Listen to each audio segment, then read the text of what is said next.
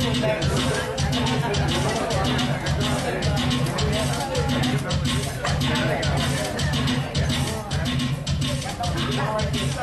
joli ça.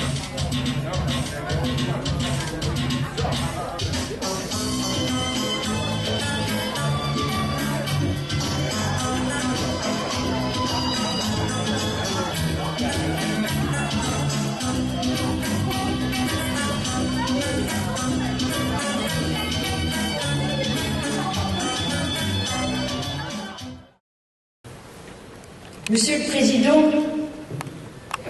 cher ami Nguyen Thi Binh, chers amis vietnamiens et des pays amis, il y a 40 ans, le peuple vietnamien vivait une des plus belles journées de son histoire avec la signature des accords de Paris le 27 janvier 1973, qui allait être suivi le 30 avril 1975 de la victoire pour l'indépendance et l'unification du Vietnam, enfin libre de toute présence étrangère sur son sol depuis 120 ans.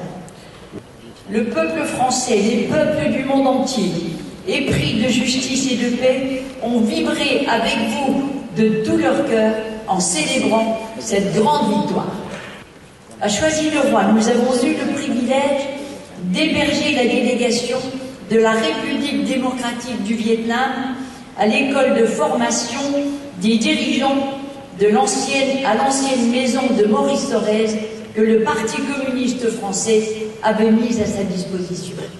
Avec Fernand Dupuis, le maire de Choisy-le-Roi, et la secrétaire du parti de Choisy que j'étais, avec Georges Marché, secrétaire général du Parti communiste, et tous les militants, nous avons mis toutes nos forces pour permettre à votre délégation, conduite par nos regrettés camarades Leduc Tho et le ministre Tontuy, de travailler dans de bonnes conditions, mais aussi, entourés de notre affection, nous étions un peu leur famille.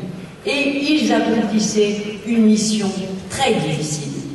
Nous avons activement, de façon concrète, participé à développer la lutte pour la paix, contribuant finalement, aux côtés de vos soldats héroïques, à contraindre les Américains à signer des accords.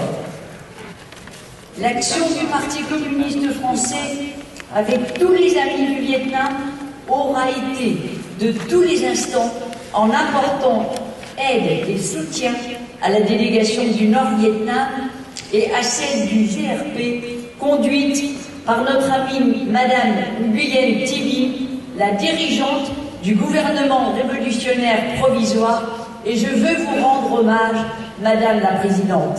C'est ainsi que de nombreuses délégations, porteuses de pétitions, émanant de toutes les opinions politiques, communistes, gaullistes, socialistes, de toutes les religions, étaient reçues chaque jour par la délégation de Hanoï et celle du GRP.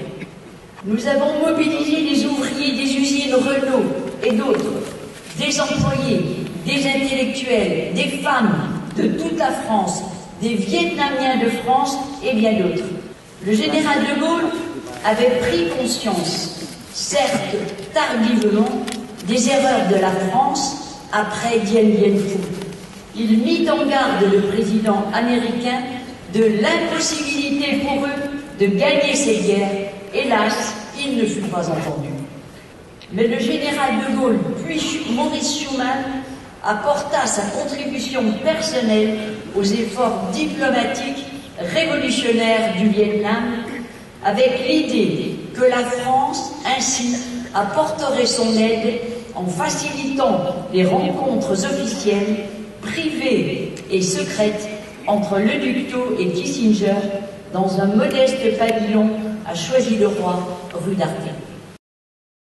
Lors de nos rencontres à Choisy-le-Roi, le ministre Tontuy nous affirmait toujours « Jamais nous ne céderons le Nord et le Sud seront réunis un jour, c'est sûr. Nous continuerons à les aider jusqu'à la victoire. » À Paris, à l'appel du Parti communiste français et de la jeunesse, et de nombreux autres démocrates et pacifistes, un rassemblement de 60 000 personnes a eu lieu au quartier latin. Des jeunes venus de 10 pays d'Europe ont défilé dans les rues de Paris. En Italie, en Suède, à Berlin, les étudiants identifient leur lutte à celle du peuple vietnamien. À Washington, 80 000 Américains pacifistes manifestent devant la Maison-Blanche. Johnson est contraint de s'asseoir à la table de négociation. L'Humanité, avec sa correspondante de guerre Madeleine Riffaut, révèle le massacre de My Lai. Entre 1967 et 1971, les avions américains ont déversé 72 millions d'herbicides, dont 40 millions d'agents orange de dioxine, et contaminé 4 800 000 personnes, laissant 1 million de veuves, 100 000 aveugles, 950 000 orphelins. C'est la 4e génération touchée par la naissance des bébés victimes de la dioxine. Et à ce jour, le gouvernement américain et Monsanto n'ont toujours pas reconnu leurs responsabilités. Monsieur le Président de la République, merci d'avoir organisé cette commémoration, car elle est nécessaire pour se rappeler que la victoire a été possible par l'héroïsme du peuple vietnamien, par la solidarité internationale qui s'est manifestée. Cette victoire est aussi le résultat du soutien des pays d'Europe, d'Asie, d'Afrique et d'Amérique latine.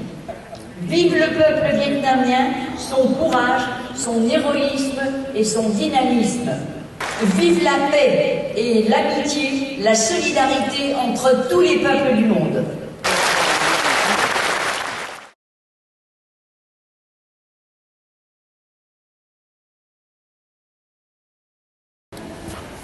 Contrairement à André et mes amis, moi je ne sais pas trop parler vietnamien. Donc je vous dirai juste Xin Chao, déjà.